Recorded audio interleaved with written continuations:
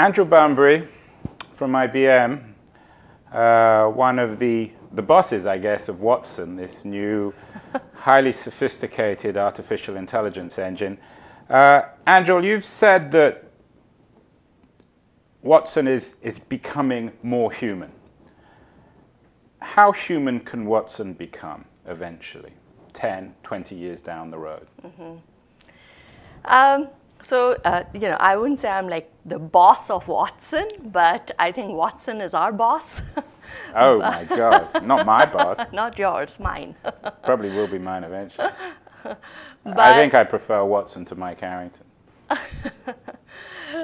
So in terms of it becoming more and more like human, I think what we've seen is a very good example of how a computer system could actually, I wouldn't say become like a human, but coming close, be able to understand this whole natural language, be able to process the information that it has ingested and spit out information.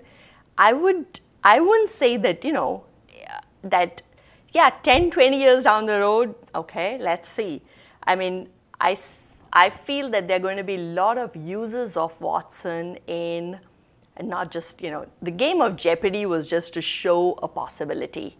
But the technology that lies underneath this would be put to use in many different industries to solve the problems there, like in healthcare, in the financial sector, in retail, where you can imagine that there are lots of issues or problems where a lot of data has to be ingested, analytics have to be run on it, and the right answer is needed. But before we get to the commercial applications of Watson, which I'm sure are very exciting, I would like to explore the way in which robots and human beings are becoming more and more indistinguishable. A famous American writer, William Gibson, has imagined a world in which, in Blade Runner, where humans and robots are indistinguishable.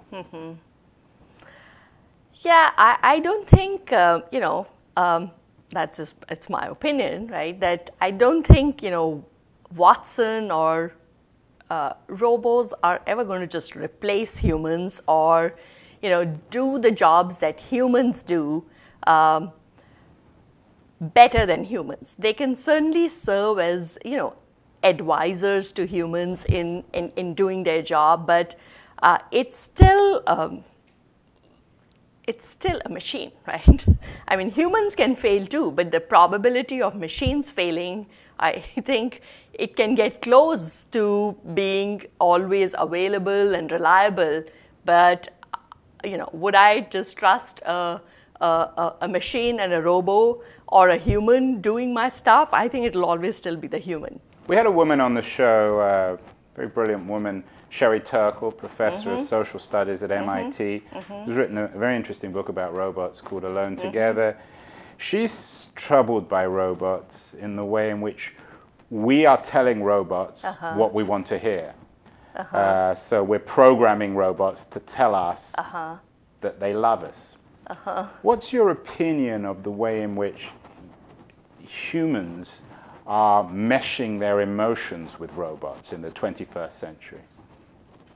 Oh, that's interesting. Yeah, I don't think I want to tell a robo that I don't want a robo telling me that a robo loves me. I want a real person telling me, which, I have my husband and my daughter telling me they love me, and I think I would prefer that than a robo telling me that. But unfortunately, not everyone is lucky enough to have a loving husband and children. There are a lot of lonely people in the world, and at least according to Turkle, they are using robots now to make themselves more loved, which may or may not be a bad thing.